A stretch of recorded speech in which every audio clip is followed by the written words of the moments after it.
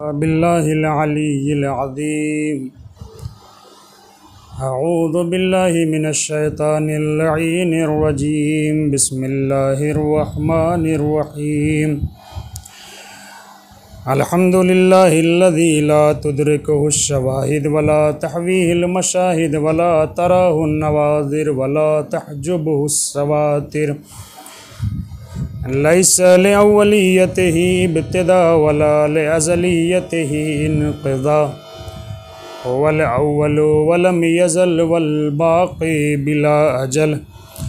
ला यशग़लुहु शान वला युग़य्यिरुहु ज़मान वला यहवीहि मकान वला यसिफ़ुहुल लिसान। सुम्मस्सलातु वस्सलामु अला सय्यिदिना व मौलाना अबिल क़ासिम मुहम्मद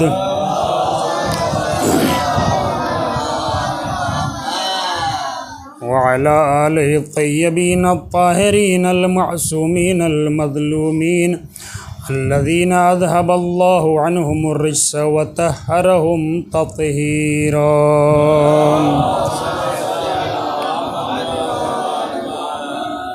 वलअनतुल्लाहि अला अअदाइहिम अजमईन मिनल आन इला क़यामि यौमिद्दीन। अम्मा बअद फ़क़द क़ाल हुसैन इब्न अली अलैहिस्सलाम बिस्मिल्लाहिर रहमानिर रहीम। इन्नी लम अख़रुज हशरन वला बतरन वला मुफ़सिदन वला ज़ालिमा। इन्नमा ख़रजतु लितलबिल इस्लाहि फ़ी उम्मति जद्दी व उरीदु अन आमुर बिल मारूफ़ व अनहा अनिल मुनकर व उसीर बसीरत जद्दी रसूलिल्लाहि व अली इब्न अबी तालिब।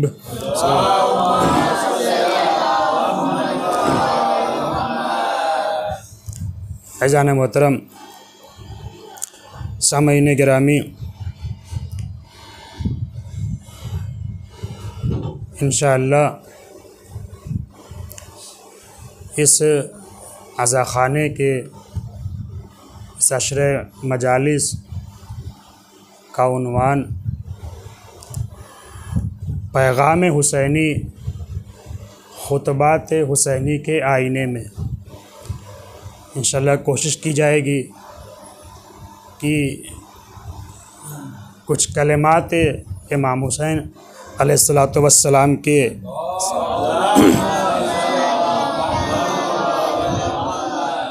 ज़ेर साया आप तक कुछ पैगाम पहुँचा सकूँ। खुदा तौफ़ीक दे कि उन पैगाम पे अमल कर सकूँ। मैंने जो मौला के कलिमात आपके सामने पेश किए हैं, इसमें मौला ने फरमाया कि मैं मदीना छोड़ रहा हूँ, लेकिन क्यों छोड़ रहा हूँ? इन्नी लम अख़रुज अशरन वला बतरन वला मुफ़सिदन वला ज़ालिमा। मैं किसी दिखावे में मदीना नहीं छोड़ रहा, मैं किसी अकड़ में मदीना नहीं छोड़ रहा, मैं फ़साद पैदा करने के लिए मदीना नहीं छोड़ रहा, मैं किसी पे जुल्म करने के लिए मदीना नहीं छोड़ रहा। फिर क्यों छोड़ रहे मौला? लितलबिल इस्लाहि फ़ी उम्मति जद्दी, ताकि अपने जद की उम्मत में इस्लाह कर सकूं। व उरीदु अन आमुर बिल मारूफ़ व अनहा अनिल मुनकर, और मैं चाहता हूँ कि लोगों को अच्छाई का हुक्म दूँ और बुराइयों से रोकूँ।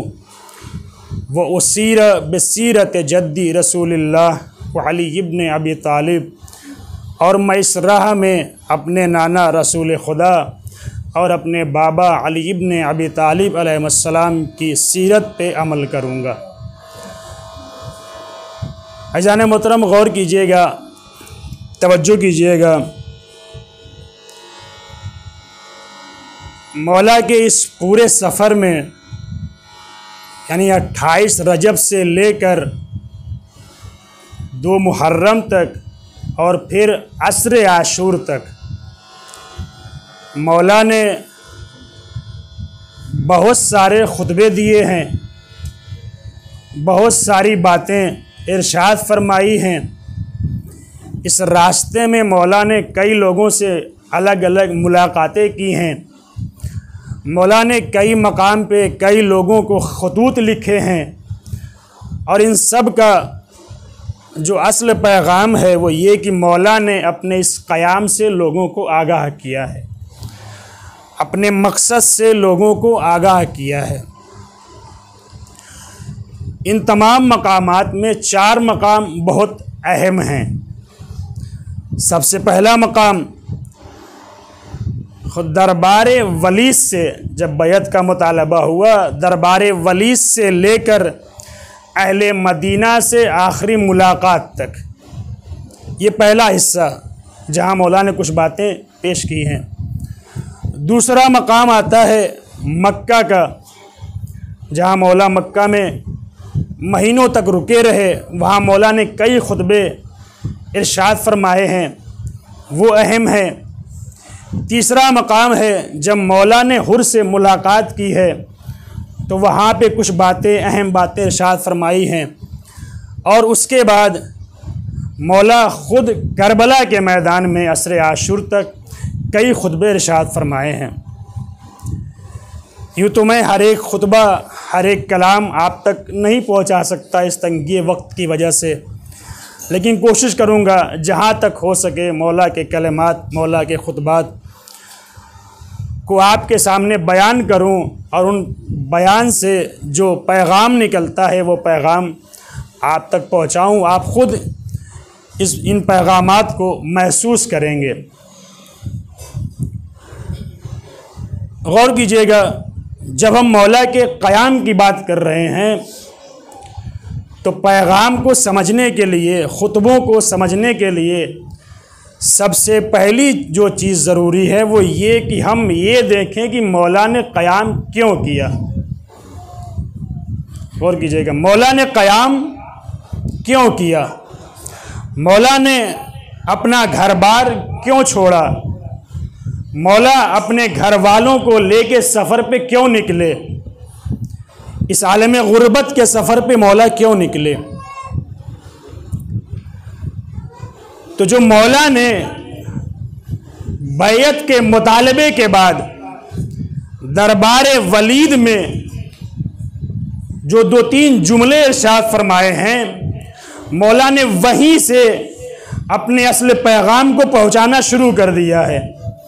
वो क्या कहा दरबार में, इन्ना अहल बैतिन नबुव्वा व मअदनुर रिसाला व मुख्तलफुल मलाइका बिना फतहल्लाह व बिना ख़तमल्लाह। हम अहले बैत नबुव्वत हैं, हम मादन रिसालत हैं, मलाइका हमारे यहाँ आते जाते रहते हैं, खुदा ने हमारे ही ज़रिए से आगाज़ किया है, खुदा हमारे ही ज़रिए से इख्तिताम कर देगा। ये मौला ने अपनी हकीकत बयान की, उसके बाद सामने वाले की हकीकत बयान करते फरमाया, यजीदुन रजुलुन फासिकुन शारिबुल खमरे कातिलुन नफ्सिल मुहतरमते मुअलिनुन बिल फिस्क। उधर यजीद है जो मर्द फासिक है, जो शराबी है, जो कातिल है, जो फिस्क व फजूर करने वाला है। इसके बाद मौला ने दोनों के राबते को अलग करते हुए फरमाया, देखो जो नबूवत वाला है वो फासिकों से, फासिकों की बैत नहीं कर सकता है, जो रिसालत वाला है वो शराबियों की बैत नहीं कर सकता है, जो मलाइका से राबता रखता है वो ज़मीन के फिस्क व फजूर करने वालों की बैत नहीं कर सकता है। यही मौला ने कह दिया, मिसली ला युबायो मिसलक, मुझ जैसा उस जैसे की बैत नहीं कर सकता है। सल्लल्लाहु अलैहि व मोहम्मद व आले मोहम्मद।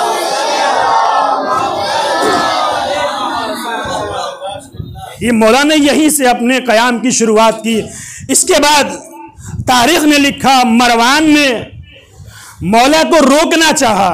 इस जुमले पे गौर कीजिए, जो फरमाया है मौला ने यहाँ पे बहुत गौर कीजिए। मरवान ने जब रोकना चाहा है किसी तरीके से, तो मौला फरमाते हैं, वालल इस्लाम अस्सलाम इस बोले यतिल उम्मतो बिर्राइन मिसल यजीद। उस इस्लाम पे सलाम हो उस इस्लाम पे खुदा हाफिज हो जिसका निगहबान यजीद जैसा हो। दकीक बात उन्होंने की, वाज़े करिए मैं उस इस्लाम को कबूल ही नहीं करता जिस इस्लाम को यजीद कायनात के सामने पेश करना चाहता है। ये एक मकाम। यहां भी मौला ने बैत से इनकार कर दिया। कुछ आगे बढ़े, मौला के भाई मोहम्मद हनफिया जो मौला अली के बेटे हैं, उनका अपना मकाम है, अपना मर्तबा है। उन्होंने भी जब मौला से हमदर्दी करते हुए फरमाया आका इराक न जाइए, कहीं और चले जाइए, इस सफर को तर्क कर दीजिए, तो मौला ने वहां भी यजीद की बैत को एक अलग अंदाज में ठुकराया और ठुकराते हुए फरमाया या अखी लौ लम यकुन फी दुनिया मलजा वला मावा लमा बाया तो यजीद और न मुआविया। भैया अगर इस कायनात में मेरे लिए कोई ठिकाना न हो, कोई पनाहगाह न हो, तब भी मैं यजीद की बैत नहीं कर सकता हूं। सल्लल्लाहु अलैहि मोहम्मद व आले मोहम्मद।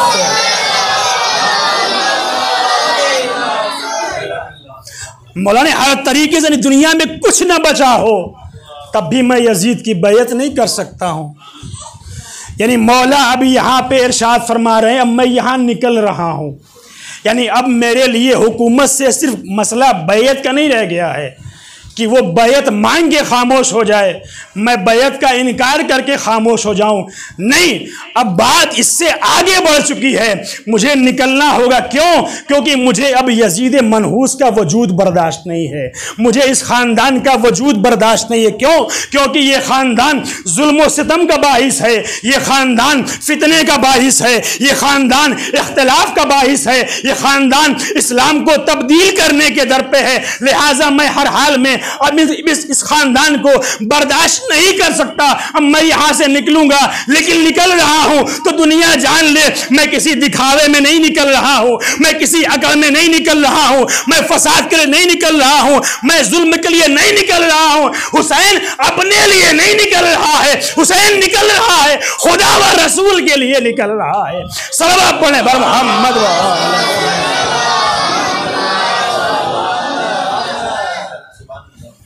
गौर कीजिए, अब मौला जब निकल रहे हैं तो मौला वहीं पे फरमा रहे हैं ये जो मैं निकल रहा हूं इसका अंजाम शहादत है, इसका अंजाम मौत है, शहादत है। अब जब मौला ने ऐलान कर दिया तो तारीख ने बहुत सारे अफराद के नाम लिखे हैं, उस वक्त के माहौल को पहचानिएगा। बहुत लोग आए, मौला न जाइए, वतन न छोड़िए, इराक न जाइए, यहाँ चले जाइए, वहाँ चले जाइए। बहुत लोग आए। उस वक्त का माहौल ये है, दीन बेचा जा रहा है, सिक्कों के सैलाब में ईमान बह रहा है, तलवारों की खौफ से ईमान को खैराबाद कहा जा रहा है। लोग डर के मारे अपने ईमान को कुछ छुपाए हुए हैं, कुछ बिल्कुल छोड़ चुके हैं। ऐसे में कुछ लोग आते भी हैं जो मौला से कह रहे मौला अपना जाइए। अब मौला इधर से ऐलान कर रहे हैं इस इनकलाब का, इस क़याम का अंजाम मेरी शहादत है, उसी शहादत से ये दीन आया। मौला को पता है, सब जान रहे हैं, क्योंकि इस वक्त का जो बादशाह है हुकूमत उसके पास है, दौलत उसके पास है, तीरों तलवार उसके पास है, सिपाही उसके पास हैं, फौज उसके पास है। जो भी उसके खिलाफ कयाम करेगा उसे मरना पड़ेगा, घर वालों को कुर्बान करना पड़ेगा। असहाब नहीं रह जाएंगे, अंसार नहीं रह जाएंगे, बच्चे कुर्बान हो जाएंगे, औलाद कुर्बान हो जाएगी। लिहाजा हर एक इस फिक्र में है, गौर कीजिएगा, हर एक इस फिक्र में है कि मौला की जान बच जाए।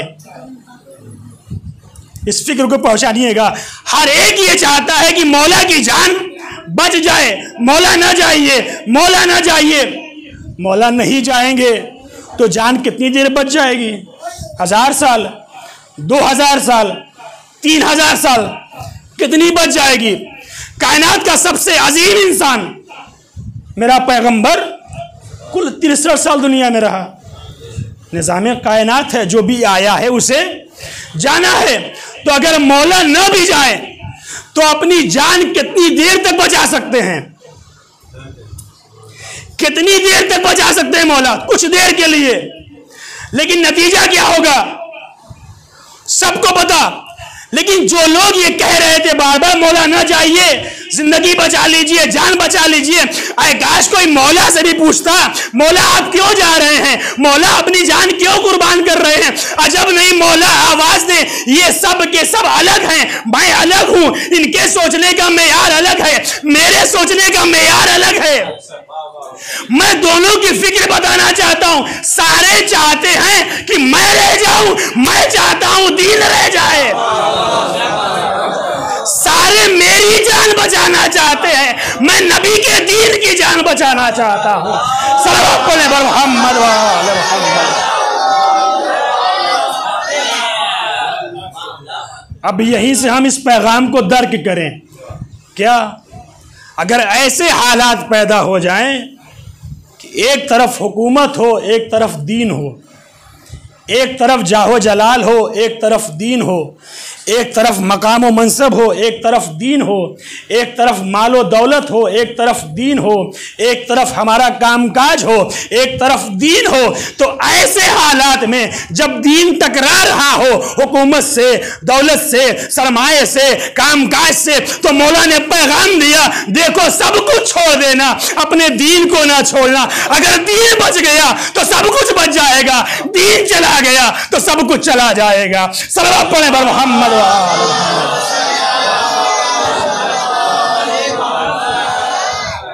गौर करना चाहिए गिरामी। अब मौलाना जो फरमाया ले तलबिल इस्लाह फी उम्मत जद्दी, मैं अपने जद की उम्मत की इस्लाह के लिए निकला हूँ। जब इस्लाह का लफ्ज़ आया है तो इस्लाह इसका दायरा बहुत वसी है। अखलाक में चले जाएं वहाँ भी इसकी बात आएगी, एतक़ाद में चले जाएं वहाँ भी इसकी बात आएगी, समाजियात में चले जाएं वहाँ भी इसकी बात आएगी, घर बार में आ जाएं उसके वहाँ भी इसकी बात आएगी। इसका दायरा बहुत वसी है, बहुत सारे मसाइल इसमें हल हो सकते हैं। अच्छा, यहाँ पे हो सकता है कोई जहन में सवाल है कि अगर माहौल ऐसा ही था तो कोई और क्यों नहीं निकला?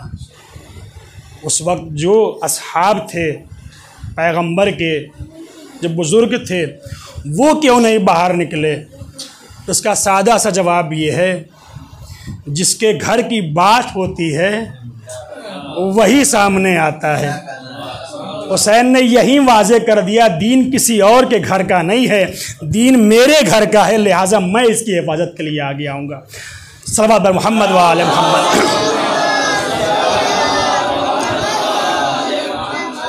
गौर कीजिएगा, इस्लाम हर एक बात नहीं कर सकता। इस्लाम पे एक इशारा कर रहा हूँ, जहाँ उस वक्त यजीद ने बहुत सारे फितने, बहुत सारे फसाद माशरे में पैदा कर दिए थे, इमाम उसमें से हर एक की इस्लाह करना चाहते थे। मैं एक इशारा कर रहा हूं, उस वक्त जो एक फसाद था वो क्या?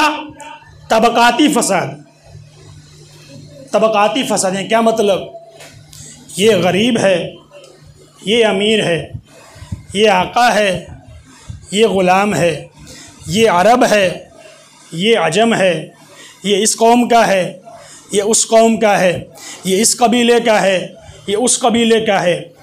पैगंबर ने, मौलाए कायनात ने ज़हमत करके, मुश्किलें बर्दाश्त करके इस तबकात को ख़त्म किया था, अरब व अजम के फ़र्क को ख़त्म किया था, ग़ुलाम और आज़ाद के फ़र्क को ख़त्म किया था, अमीर और गरीब के फ़र्क को ख़त्म किया था, काले और गोरे के फ़र्क को ख़त्म किया था।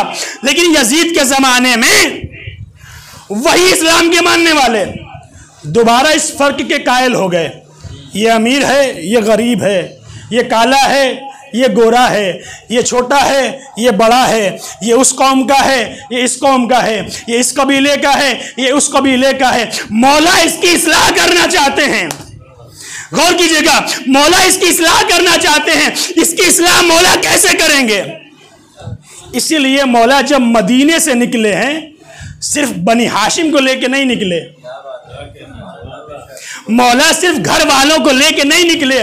जब मौला निकले हैं, अपने साथ अरब को भी लेके चले हैं, अजम को भी लेके चले हैं, गुलाम को भी साथ लेके चले हैं, आज़ाद को भी साथ लेके चले हैं।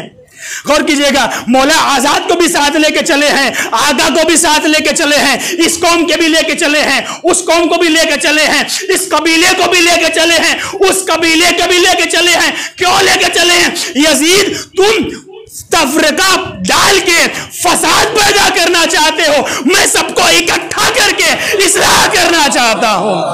सलाम पढ़े मोहम्मद।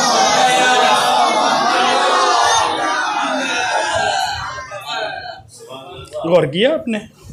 ये एक मरला जो मैं पेश कर सका। मौला फरमाते हैं इसके बाद, व उरीदु अन आमुर बिल मारूफ व अनहा अनिल मुनकर। मैं चाहता हूँ कि लोगों को अच्छाई का हुक्म दूँ, बुराइयों से रोकूँ। यहाँ गौर कीजिएगा, अच्छाइयों का हुक्म देना, बुराइयों से रोकना। जब भी सामने देखें यहाँ बुराई हो रही है, अच्छाई का हुक्म देना ज़रूरी है। बुराई हो रही है, उसे रोकना ज़रूरी है। अब यहाँ आपसे तो नहीं कहूँगा, लेकिन कुल्लन कह सकता हूँ। बाज़ औक़ात बास के जहन में आता है कि ये ज़िम्मेदारी तो सिर्फ़ इनकी है, हमसे मतलब नहीं है। लेकिन जब फ़ुरूए दीन पढ़ेगा, सब जानते हैं आप, फ़ुरूए दीन में जो 7वां 8वां हिस्सा आता है, यही आता है, अच्छाइयों का हुक्म देना, बुराइयों से रोकना। ये सिर्फ मेरी जिम्मेदारी नहीं है, ये हर एक की जिम्मेदारी है। ये हर एक की जिम्मेदारी, इस्लामी वाजिबात में से इससे कोई फ़रार नहीं कर सकता। अब जब मौला कह रहे हैं कि मैं चाहता हूं कि अच्छाइयों का हुक्म दूं, बुराइयों से रोको, बहुत गौर कीजिएगा, नाजुक मोड़ पे लाया हूं। अच्छा, इस वाजिब को अंजाम देने के लिए शर्त भी रखी गई है कि अगर आपको ये लग रहा हो कि अगर मैं अच्छाइयों का हुक्म दूंगा, बुराइयों से रोकूंगा, तो मुझे माली ख़तरा होगा, जानी ख़तरा होगा, मेरी जान का ख़तरा है, मेरे माल लुट जाने का ख़तरा है, बड़ा ख़तरा है, तो वहाँ इस्लाम कहता है अब आपके लिए वाजिब नहीं है। और किया आपने मसले को, जब आपको ये पता है, मुझे ये पता है कि अगर जान का ख़तरा हो तो ये वाजिब नहीं है। सवाल कर रहा हूँ आपसे, मेरा मौला तो दीन का इमाम है, मेरा मौला रहबर है, मेरा मौला आका है, क्या उसे ये बात नहीं पता थी? क्या इमाम को ये बात नहीं पता थी? इमाम तो ऐलान करके जा रहे हैं ना कि इस इनकलाब का मैं आखिर में शहीद हो जाऊंगा। तो जब पता था कि शहीद हो जाऊंगा, फिर भी मौला कह रहे हैं कि मैं अच्छाइयों का हुक्म दूंगा, बुराइयों से रोकूंगा, तो इसका क्या मतलब हुआ? क्या मौला गलत कर रहे हैं? नहीं, इस सवाल को समझिएगा सही से ताकि बात पेश कर सकूंगा आपके सामने। तो बात यह है कि ये मसला इस हद तक नहीं है, ये मसला इस हद से आगे बढ़ चुका है। यानी इतना आगे बढ़ चुका है कि अब इसके सामने जान की भी कोई अहमियत नहीं रह गई है। सामने की मिसाल देता हूं आपके सामने। मोहल्ले में 500 लोग हैं, 450 नमाज पढ़ने जा रहे हैं, 50 नहीं जा रहे हैं। इंसाफ से बता, अगर ये 50 नहीं जा रहे हैं तो क्या नमाज ख़तरे में है? कहा नहीं, नमाज ख़तरे में नहीं है, खुद वो इंसान ख़तरे में है, उनका आमाल ख़तरे में है। और कीजिएगा, रोज़ा 50 रखे हुए हैं, एक आदमी रोज़ा नहीं रखे है, तो रोज़ा ख़तरे में नहीं है, खुद वो इंसान ख़तरे में है, उसका अमल ख़तरे में है। अगर बस्ती के 100 लोग मस्जिद जाएं, 2 आदमी मस्जिद न जाएं, तो मस्जिद को कोई नुकसान नहीं है, इस इंसान को नुकसान है, इसके अमल को नुकसान है। अगर हज करने के लिए 1000 चले गए, 100 नहीं गए, तो काबे को कोई नुकसान नहीं है, कुछ इस इंसान को नुकसान है, इसके अमल को नुकसान है। मालूम हुआ कभी कभी अमल ऐसा होता है कि खुद इंसान खतरे में होता है, उसका अमल खतरे में होता है, लेकिन कभी कभी बात इससे ऊपर हो जाती है कि उस वक्त अमल खतरे में नहीं होता, इंसान खतरे में नहीं होता, असले कानून खतरे में आ जाता है, असले कानून खतरे में आ जाता है। अगर कोई मुसलमान शराब पिए तो उसका अमल खतरे में है, खुद वो खतरे में है, लेकिन अगर कोई इस्लाम का जिम्मेदार शराब पिए, अगर कोई इस्लाम का जिम्मेदार शराब पिए तो यहां वो खतरे में नहीं है, खुद इस्लाम का कानून खतरे में है। दूसरे का ये तो इस्लाम का जिम्मेदार है, ये शराब पी रहा है, मतलब ये हुआ कि शराब जायज हो गई है। अगर कोई इस्लाम का आलिम, इस्लाम का हाकिम बदकिरदारी करे तो यहां इस्लाम खतरे में है, खुद वो इंसान खतरे में नहीं है। तो एक मर्तबा खतरा वहां होता है जहां मेरा रोजा है, मेरी नमाज है, मेरा हज है, मेरा अमल है, मेरी मस्जिद है, मेरा हर अमल खतरे में है। लेकिन एक वो मकाम है जहां असले दीन खतरे में है, तो हाँ, जब बात अपने तक हो तो जान बचा लो, बात अपने तक हो जान बचा लो, अच्छाइयों को ना कहो, बुराइयों से ना रोको, लेकिन जब बात दीन तक आ जाए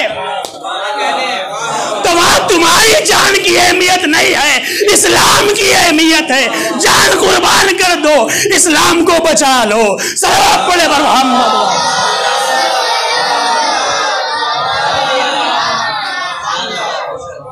और कीजिएगा, एक और बात इसको और वाज़ेह करूं, और कीजिएगा, मैं चाहता हूं नेकियों का हुक्म दूं, बुराइयों से रोकूं। इसका मतलब ये हुआ कि माशरे में अच्छाई नहीं है, मैं अच्छाइयों को पहुंचाना चाहता हूं। माशरे में बुराई है, मैं उससे रोकना चाहता हूं। इंसाफ से बताइए, आज तक इस कायनात में कौन सा ऐसा वक्त आया है जब माशरे में अच्छाई कम ना हो, बुराई ज़्यादा ना हो, या बिल्कुल अच्छाई हो, बुराई हो ही नहीं? क्या ऐसा वक्त आज तक आया है? नहीं आया। खुद पैगंबर अकरम के ज़माने में,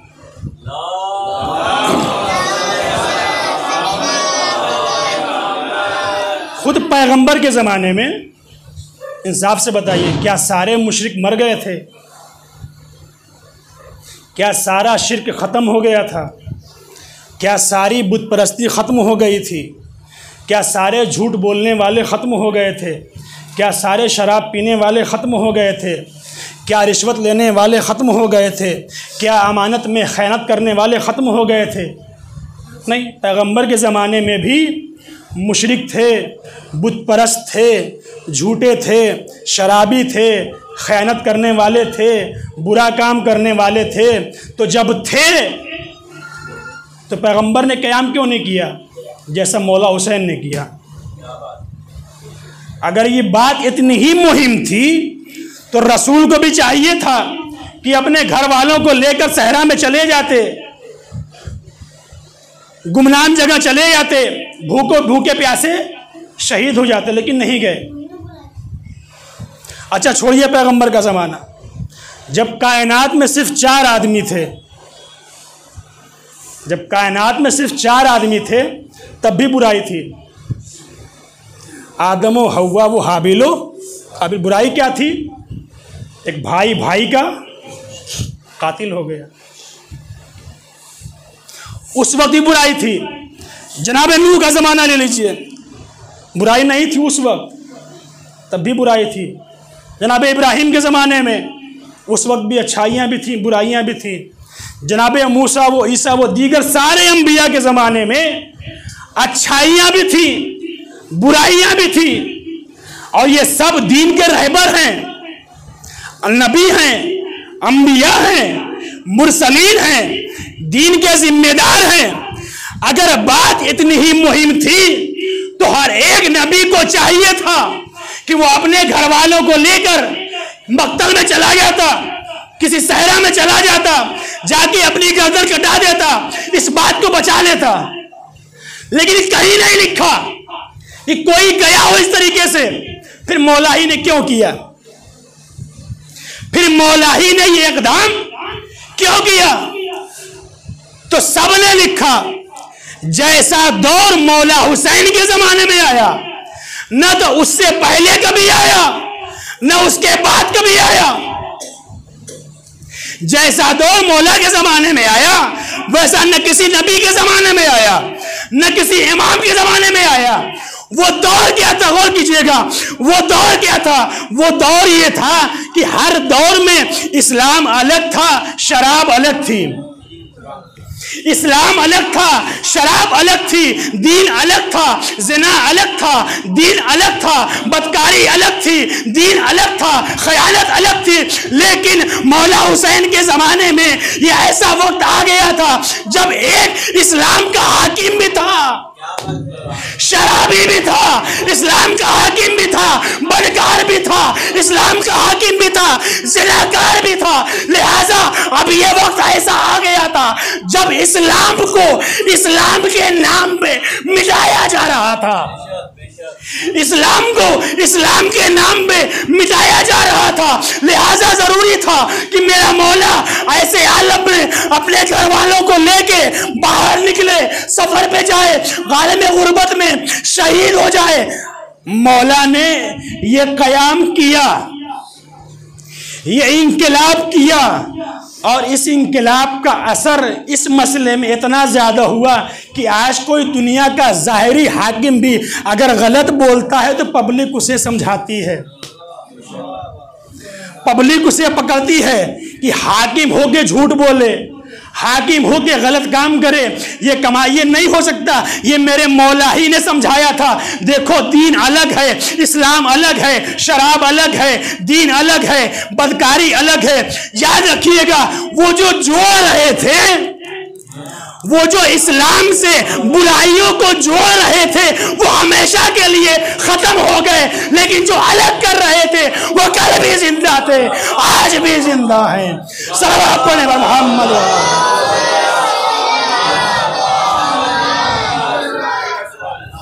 गौर किया आपने? मौला ने ऐसे आलम में सफर इख्तियार किया, ऐसे आलम में जब इस्लाम के नाम पे इस्लाम को मिटाया जा रहा था, इस्लाम के नाम पे इस्लाम में मुनकरात को जोड़ा जा रहा था, इस्लाम के नाम पे इस्लाम से मारूफ को अलग किया जा रहा था। मौला ने कहा नहीं, दीन अलग है, बुराइयां अलग हैं, इस्लाम अलग है, शराब, खयानत, बदकारी, ज़िनाकारी, झूठ, ये इस्लाम से अलग है। मौला ने इसके लिए क़याम किया। हमें इस बात को गौर करना पड़ेगा, समझना पड़ेगा। मैंने ख़त्म किया आज़ादारों। मौला ने इस अजीम मकसद के लिए अपने घर वालों को साथ लिया, बच्चों को साथ लिया, घर की ख़वातीन को साथ लिया, सबको साथ लेकर मेरा मौला करबला के लिए निकल गया। आज 2 मुहर्रम है, आज मेरा मौला करबला पहुंच गया। आज करबला में मेरे मौला की पहली रात है। आज अहले हरम की करबला में पहली रात है। करबला आबाद हो गई, करबला की बस्ती आज से बस गई। मेरा मौला करबला पहुंच गया।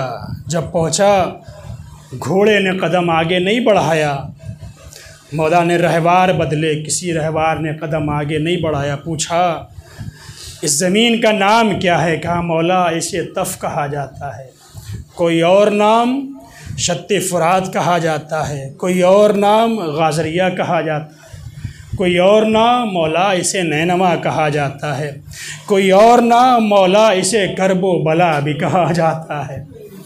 जैसे ही मौला ने करबला का नाम सुना, आवाज़ दी,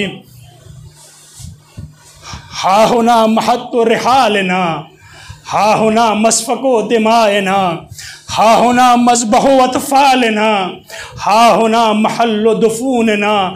यही वो मकाम है जहाँ हमारी सवारियाँ उतारी जाएंगी, यही वो मकाम है जहाँ हमारा खून बहाया जाएगा, यही वो मकाम है जहाँ हमारे बच्चों को ज़िबा किया जाएगा, यही वो मकाम है जहाँ हमारे बच्चों को ज़िबा किया जाएगा, यही वो मकाम है जहाँ हमें दफन किया जाएगा, यही वो मकाम है जहाँ अकबर सो जाएगा, कासिम सो जाएगा और मोहम्मद सो जाएंगे, मेरा हुसैन खुद वहाँ पे सो जाएगा। सुनेंगे आज़ादारों, मौला ज़मीन घोड़े से नीचे उतरे, खाके करबला को अपनी मुट्ठी में लिया, लेके सूंघा, उसके बाद आवाज़ देते हैं, इस मिट्टी से मेरे खून की खुशबू आ रही, इस मिट्टी से मेरे खून की खुशबू आ रही है। जनाब उम्मे कुलसूम भैया के पास आई, आने के बाद कहती हैं, भैया भैया इस ज़मीन पे बड़ी घबराहट हो रही है, भैया इस ज़मीन पे बड़ी घबराहट हो रही है, कैसे न महसूस करे हुसैन की बहन है, कैसे न महसूस करे 18 भाई यहीं पे कुर्बान होने वाले हैं, कैसे न महसूस करे अब्बास जैसा भाई यहीं पे हमसे जुदा हो जाएगा। मौला फरमाते, सुनो बहन, मैं जंगे सिफ़ीन में बाबा के साथ था, मेरे बाबा, हम लोग जब सिफ़ीन से वापस आ रहे थे तो इसी मकाम पे बाबा ने आराम करना चाहा, महसूस कीजिएगा, बाबा ने आराम करना चाहा, बाबा ने भैया हसन की गोद में सर रखा, सर रख के सो गए। कुछ देर के बाद बाबा उठे, उठने के बाद ज़ारो कतार रोने लगे, ज़ारो कतार रोने लगे। भैया ने पूछा, बाबा गिरिया क्यों कर रहे हैं, बाबा गिरिया क्यों कर रहे हैं? उस वक्त बाबा ने फरमाया था, देखो हसन, यही वो सहरा है जिस सहरा में एक रोज वो दिन आए, एक रोज वो आएगा जब ये सहरा खून से भरा होगा और इस खून से भरे सहरा में मेरा हुसैन अकेला खड़ा होगा। जज़ाकल्लाहु खैरल जज़ा। उस वक्त बाबा ने पूछा था, हुसैन ऐसे आलम में तुम क्या करोगे? मैंने कहा था, बाबा मैं सब्र करूंगा। बहन उम्मे कुलसूम सब्र करो, बहन सब्र करो। आज़ादारों, आखिरी रिवायत ज़हमत तमाम कर रहा हूँ। मौला ने हुक्म दिया खैमे लगाए जाएं, खैमे लग गए सब। जब सारे खैमे लग गए ना, तो मौला ने बच्चों को, ख़वातीन को, सारे अहले हरम को जमा किया। महसूस जमा करने के बाद मौला ने हर एक का चेहरा देखना शुरू किया, हर एक का चेहरा देखना शुरू किया। कभी ज़ैनब का चेहरा देखते हैं, कभी उम्मे कुलसूम का चेहरा देखते हैं, कभी उम्मे फरवा का चेहरा देखते हैं, कभी उम्मे लैला का चेहरा देखते हैं, कभी उम्मे रबाब का चेहरा देखते हैं, कभी अपनी 4 साल की बच्ची सकीना का चेहरा देखते हैं, कभी अब्बास का चेहरा देखते हैं, कभी अकबर का चेहरा देखते हैं, कभी कासिम का चेहरा देखते हैं। सबका चेहरा देखते जाते हैं, रोते जाते हैं। अहले हरम भी रो रहे हैं, मौला भी रो रहे हैं। सुनेंगे आज़ादारों, आखिरी जुमला। इसके बाद रोते रोते मौला ने हाथ उठाए, उठा के आवाज़ दी, खुदाया अल्लाहुम्मा इन्ना इतरत नबी ये क्या मोहम्मद, खुदाया हम तेरे नबी मोहम्मद की इतरत हैं। उखरिजना व तुरिदना व उज़इजना मिन हरम जद्दना, खुदाया हमारे, खुदाया हमें हमारे जद के हरम से छुड़ाया गया, हमें निकाला गया, हमें घर से निकलने पर मजबूर किया गया। खुदाया हम निकलना नहीं चाहते थे, लेकिन वक्त ने, जालिमों ने हमें लाना का मदीना छोड़ने पे मजबूर किया। भाई की लहर छोड़ने पे मजबूर की, माँ की लहर छोड़ने पे मजबूर। वसयअलमुल्लज़ीना ज़लमू अय्युमुल क़लबैन यन्क़लिबून।